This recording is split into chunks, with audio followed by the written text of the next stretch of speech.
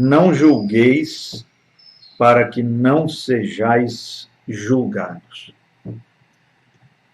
São palavras de Jesus em São Mateus, capítulo 7, versículo 1, e é sobre isso que nós queremos falar um pouquinho nesta transmissão. Julgar. Emitir julgamentos.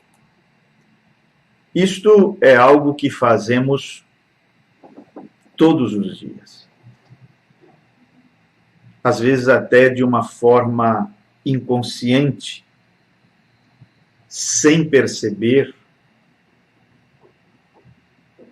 É quase um hábito em algumas pessoas. Mas é difícil o dia em que a nossa mente não rotula as coisas, porque emitir julgamentos é como rotular coisas. E isso é algo feito pela nossa mente, pelo nosso ego. É a nossa mente que faz isso. Tem esse hábito, esse costume de olhar para alguma coisa, ou olhar para uma pessoa, ou olhar para uma circunstância e rotular aquilo. Emitir um julgamento.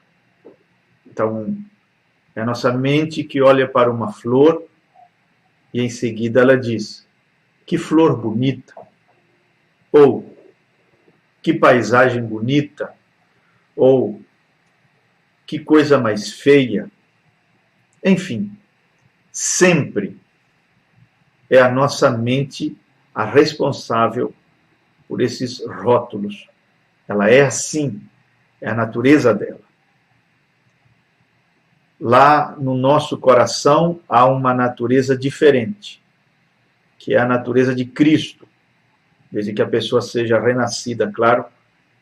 E essa natureza, ela é mais voltada para o lado do amor e não para o lado do julgamento. Ela olha de maneira diferente para as pessoas, para as coisas e também para as situações da vida. É lá que nós devemos de viver. É isso que Paulo chamou de andar no Espírito ou viver no Espírito. Existem muitas razões pelas quais nós não devemos julgar. Uma delas é devido à nossa limitação humana.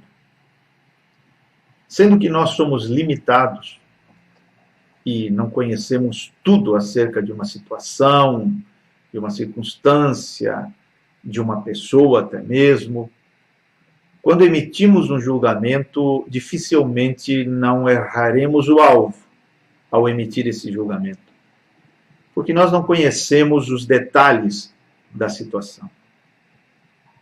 Por isso diz a Bíblia que o único juiz, perfeito juiz, o juiz de toda a terra, assim como Abraão o chamou, é Deus. E o que capacita Deus para ser um juiz perfeito é o seu atributo de onisciência. É porque ele sabe tudo.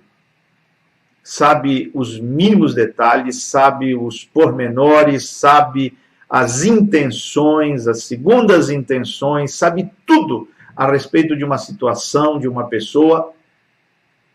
Por causa dessa onisciência, ele nunca erra quando julga. Porque ele tem acesso, vamos dizer assim, a tudo aquilo que forma o quadro que ele vai julgar. Ele tem acesso a tudo.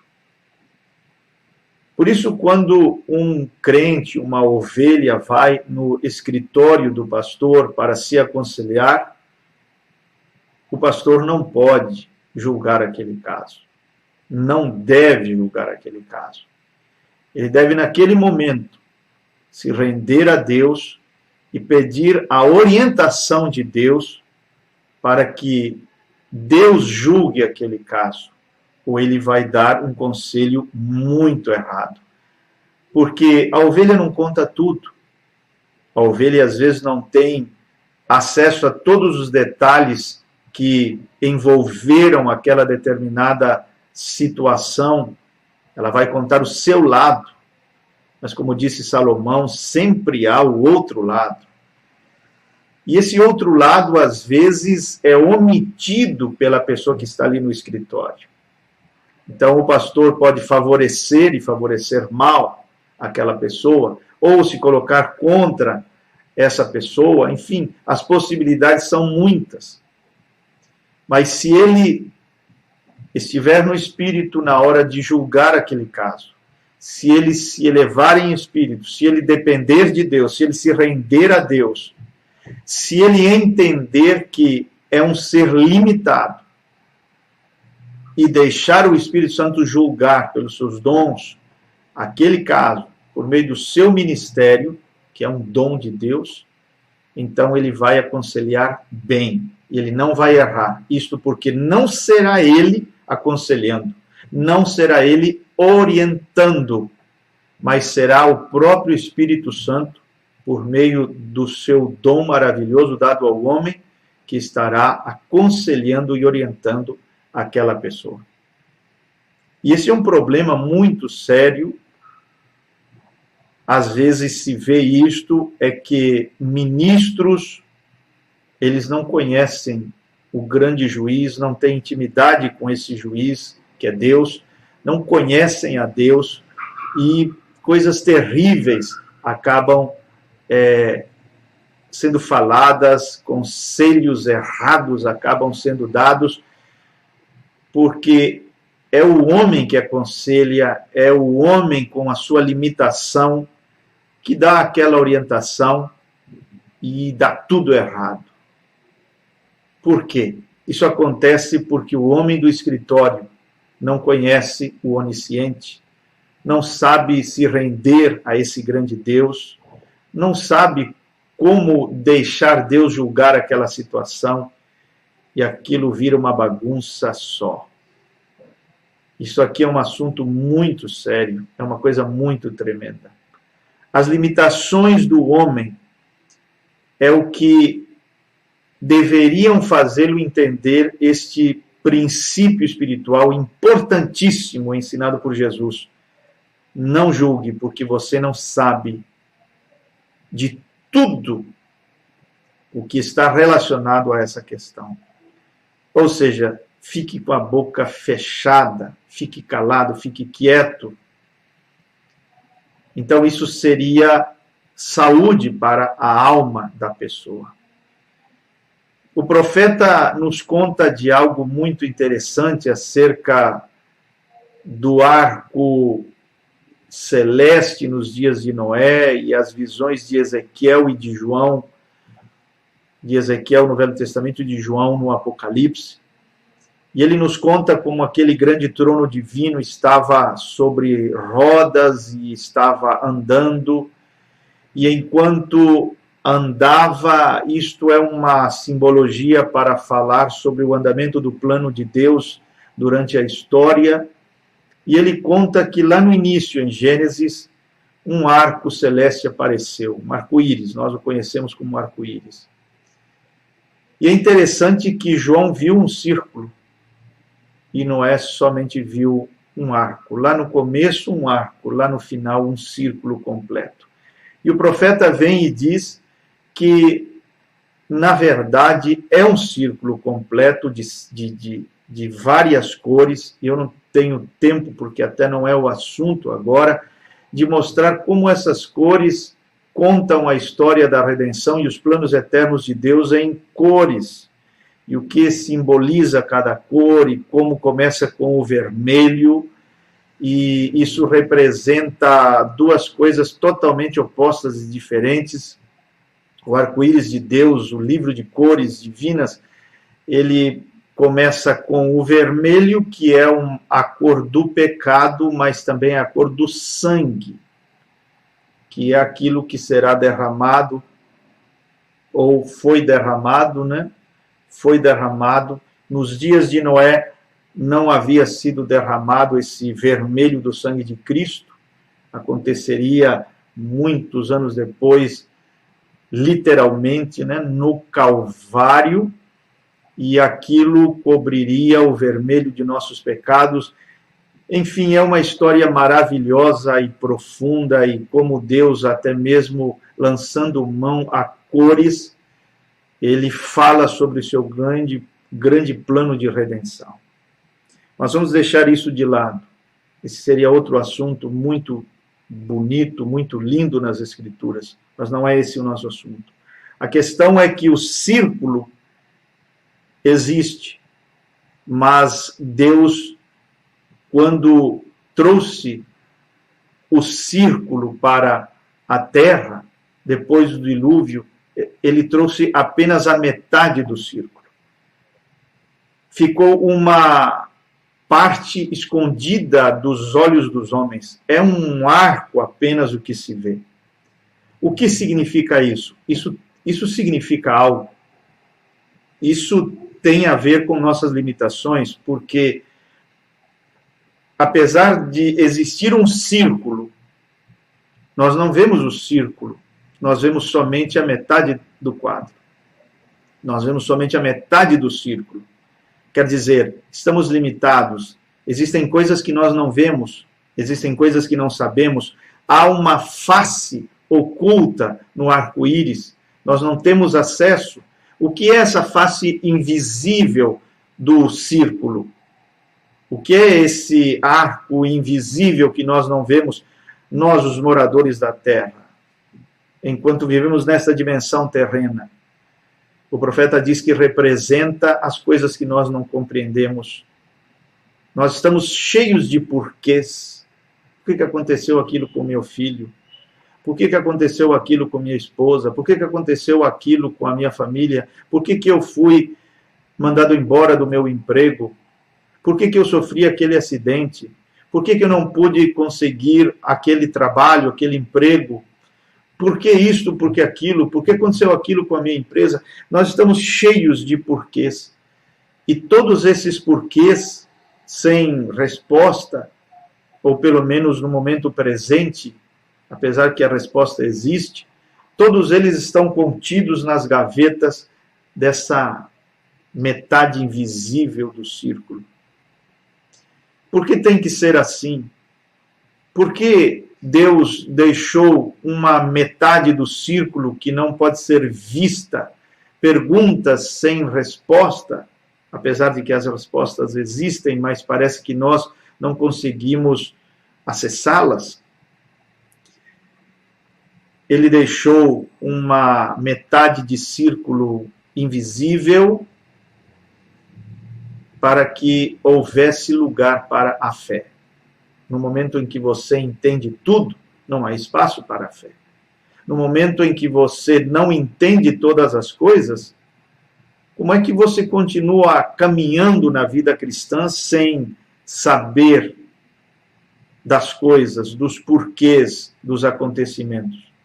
Você ficaria travado, paralisado. Então, Deus disponibilizou um dispositivo espiritual, algo que te permitisse, que nos permitisse continuar caminhando, avançando, mesmo sem entender tudo. Então, ele chamou isso de fé. Fé é aquilo que nos permite continuar avançando na nossa caminhada terrena, mesmo sem entender. Então, pela fé, mesmo que você não entenda certas coisas, você acredita que Deus está no controle, que Deus sabe o que faz, que Deus ama você, que todas as coisas contribuem para o bem daqueles que amam a Deus, e você começa a acreditar em coisas. E essa fé te ajuda onde o raciocínio não te ajuda. Essa fé te ajuda quando você está num beco sem saída, colocado ali naquele beco sem saída pela tua razão, pelo teu raciocínio. Então, tudo isso que fala acerca através de muitas simbologias bíblicas das nossas limitações, deveriam nos levar à compreensão destas palavras de Jesus, do porquê não julgar. Do porquê não julgar. Agora, isso é uma coisa tão habitual, às vezes, numa pessoa, que ela olha e rotula. Ela olha para uma circunstância, olha para uma pessoa, olha para objetos e, em seguida, emite aquele julgamento. Somos muito mentais e pouco da alma e do coração. Vivemos muito aqui e pouco aqui embaixo, onde deveríamos viver, onde habita o Espírito Santo. Mas isso não quer dizer também que nós não somos espirituais. Não quer dizer que a pessoa que aqui e ali emite seus julgamentos por hábito, por descuido, não quer dizer que não seja uma pessoa espiritual. Até mesmo um profeta do calibre de Elias passa por um bar e emite um julgamento errado. Olha para dentro e vê uma mulher de 70 anos, com o cabelo pintado de várias cores, e mal vestida e embriagada, e emite um julgamento errado. Um homem espiritual, um profeta de Deus, você conhece a história, sabe do que eu estou falando e ao que estou me referindo. E era um homem espiritual. Para você ver como julgar é fácil. E que nem sempre, por mais espirituais que sejamos, nossos julgamentos são certos. Às vezes nós erramos e erramos feio. E principalmente quando se trata de desviados. Porque ali era uma mulher afastada dos caminhos de Deus. Depois que ele conversou com ela, e ela, entre lágrimas, disse: eu sou uma metodista desviada. E ele disse: volte para a sua igreja, irmã. Então você vê que, principalmente, nós não conhecemos, é como eu sempre digo, vemos cara e não vemos coração. Eu tenho visto isso em minhas viagens e pregações. Às vezes lá do púlpito, eu olho para as pessoas e você não consegue enxergar. Às vezes você vê um rosto sorridente, você vê uma pessoa que parece que está tudo bem com ela, e então, de repente, você começa a entrar em uma certa linha do espírito. A própria pregação, você nota que há um desvio nela, saindo de sua agenda, e você sabe que ali o Espírito Santo está te levando, por inspiração, por unção, a falar de determinadas coisas que alguém ali na audiência precisava ouvir, mas você bate o olho lá de cima do púlpito e aparentemente tudo está bem.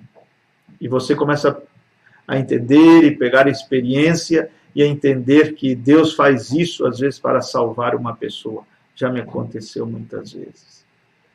Então, se você julga pela aparência, você vai achar que tudo está bem com aquela igreja, com aquelas pessoas, mas o Espírito Santo, o onisciente, o verdadeiro juiz, ele sabe a realidade da vida daquela pessoa e guia o seu pregador para falar ao coração daquela pessoa. Ele não é limitado, ele é onisciente, ele conhece tudo, tudo mesmo. Essa onisciência é o que o capacita para ser um juiz perfeito. Então, aqui há uma coisa que eu quero que você entenda, do porquê você não deve julgar. Porque quando você está julgando, você está focado numa coisa ruim. E o julgamento é como o medo. Acaba atraindo coisas ruins para cima de você. Se existe algo na tua vida, eu quero finalizar aqui te mostrando isto. Quero que você preste atenção. Porque é ruim, nocivo, destrutivo, não é bom julgar. Existe algo na tua vida que você não gosta. Enquanto você criticar isso e julgar isso, aquilo vai permanecer com você. Seja algum defeito em você, seja alguém, seja outra pessoa. Você já notou que às vezes você atrai o seu oposto?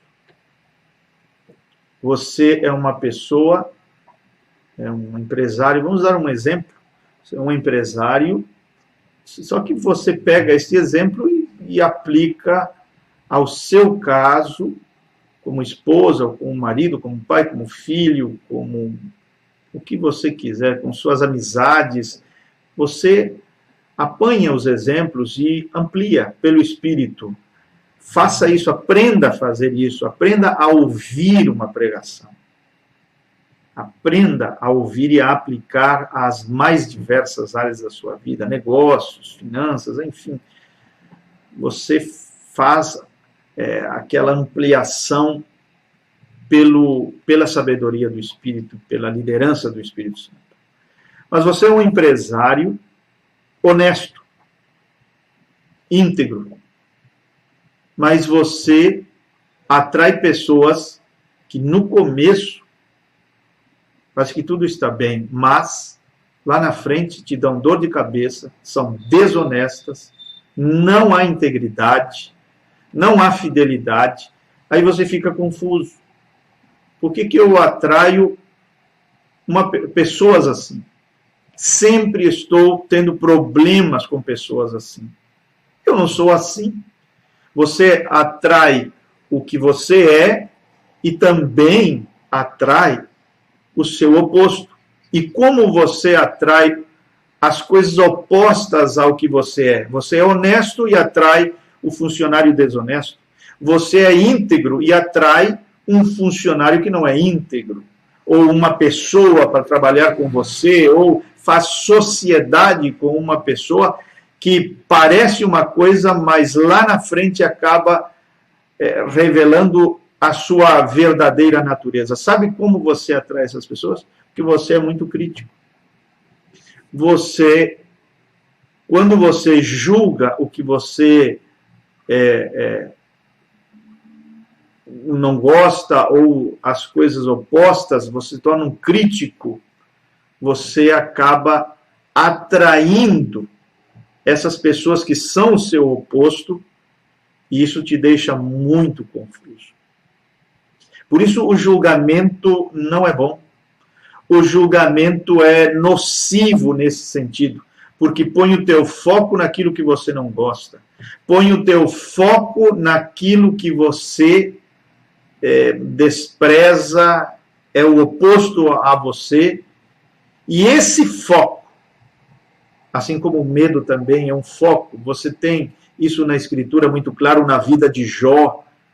Ele acabou atraindo tudo aquilo que temeu. E aconteceu tudo aquilo que temeu. E quando você está julgando, você está focado. Só que você está focado naquilo que não gosta. O que você vai acabar atraindo.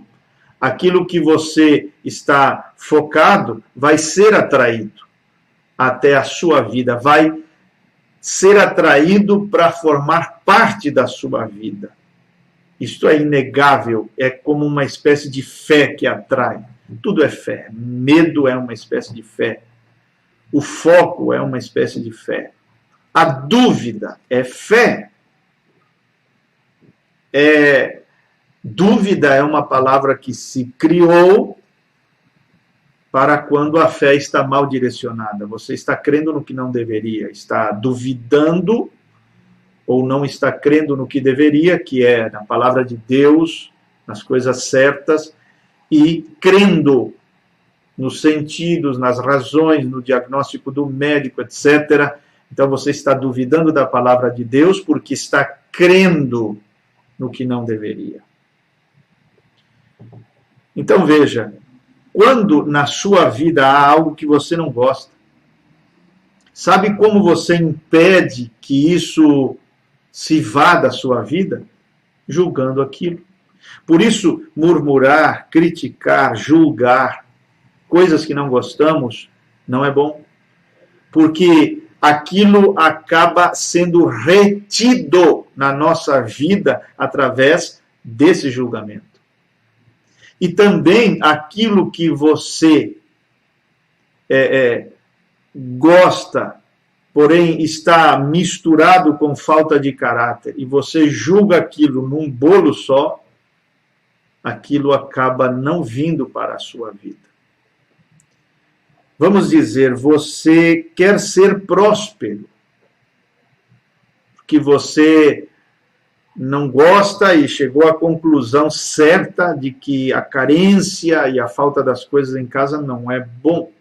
Então você quer a prosperidade, mas ao mesmo tempo que você quer a prosperidade, você olha para pessoas que prosperaram e têm dinheiro, etc., mas por meios que você julga que não são bons, são errados.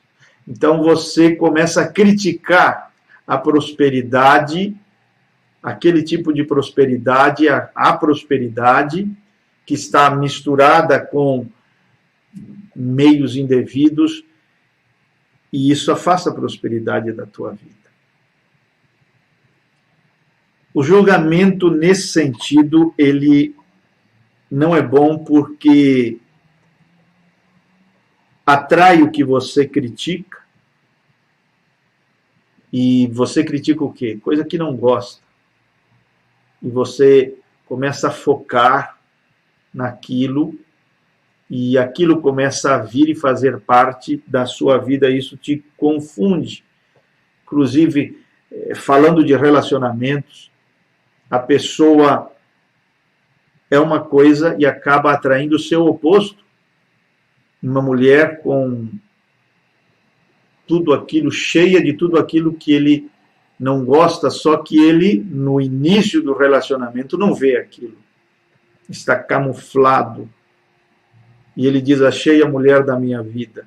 E lá na frente, quando começa a conhecê-la melhor, vê que é bem diferente do que parecia. E ele atraiu exatamente todos aqueles defeitos que ele não gostava. Por quê? Porque ele critica. O irmão Brana, eu sei que há um centro em tudo isto, mas o irmão Brana chegou um tempo na vida dele que ele se tornou tão crítico, que ele foi repreendido pelo Espírito Santo, e ele confessa isso em uma de suas mensagens. Diz, eu estava indo para um extremo, me tornando tão crítico que o Espírito Santo me repreendeu.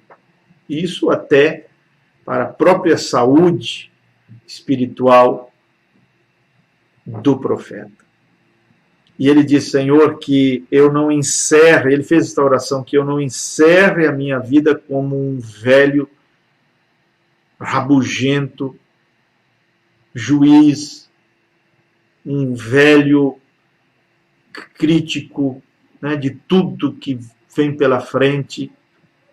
Então, procure pensar e aplicar bem aquilo que está sendo meditado nesta noite. Você retém o que você não gosta e critica e, veja bem, retém aquilo que você não gosta e critica de maneira doentia e atrai. Aquilo não está na sua vida, mas acaba sendo atraído pelos teus julgamentos e tuas críticas. Aí você aplica tanta coisa que está na sua vida, objetos materiais, relacionamentos, você pode aplicar a 1 milhão de coisas. Enquanto você criticar aquilo, por isso você tem que liberar aquilo para que algo melhor venha. Mas como você libera, como você deixa ir? Através da gratidão. O oposto do julgamento e da crítica é a gratidão. Ame e agradeça. Agradeça por aquilo. Talvez você não entenda a profundidade das palavras de Paulo. Dar graças por tudo.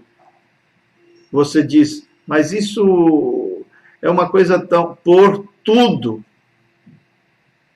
Tudo é tudo. Não é agradeça só por coisas boas, mas por tudo. E quando você agradece por algo que você não gosta, porque você gostaria de algo melhor, quando você agradece, aquilo é liberado. E você está deixando aquilo ir e está atraindo algo melhor para a sua vida.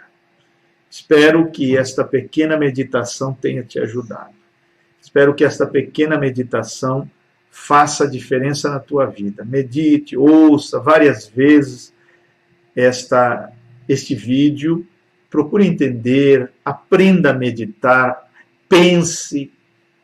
Às vezes eu me deparo com crentes preguiçosos, mentalmente preguiçosos, eles não pensam, eles fazem perguntas que até meu gato sabe a resposta. Por quê?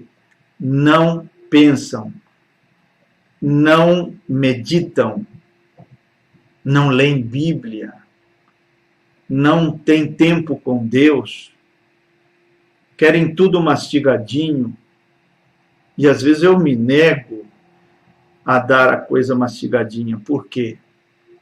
Porque senão eles não vão ser crentes profundos, vão ser crentes sem raízes.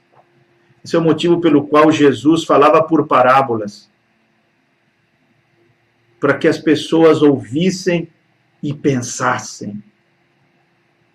A raiz é diferente, a raiz da coisa explicada é diferente da coisa meditada. Eu te dou azeitonas, esprema, através da meditação e faça, obtenha o azeite. Eu te dou uvas nas minhas pregações, esprema, medite, para que você possa obter o bom vinho. Então não seja preguiçoso mentalmente. Não seja preguiçoso, sabe? Aquele crente preguiçoso que não pensa, não avalia, vai engolindo tudo que ouve pela frente, ou quer tudo mastigadinho. Não seja assim. Ouça várias vezes até entender. E queremos que você mantenha suas orações por este trabalho, né, tanto de vídeos aqui no canal Graça Suprema, como também de áudios pelo WhatsApp. E por falar nisso, você pode pedir esses áudios, né? Diariamente estamos recebendo novos contatos e nós enviamos diariamente. São estudos muito profundos e maravilhosos que ajudam as pessoas na caminhada cristã e na compreensão do Evangelho de nosso Senhor Jesus Cristo. Você pode, através desse número que está aparecendo na tela, você pode entrar em contato comigo e solicitar. Você deixa ali seu nome, né? Você tem que deixar ali seu nome. Às vezes a pessoa diz assim, me envia os áudios, e eu sei lá quem é a pessoa. Identifique-se e diga. Às vezes a pessoa me dá bom dia, eu dou bom dia. A pessoa não diz que quer áudios.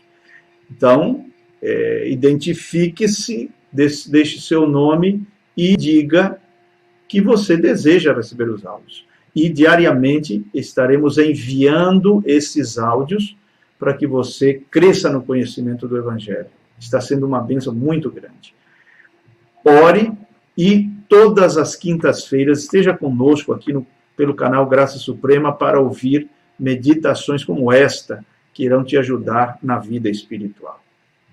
Deus te abençoe, Deus te guarde sempre. É a minha oração em nome de Jesus. Amém.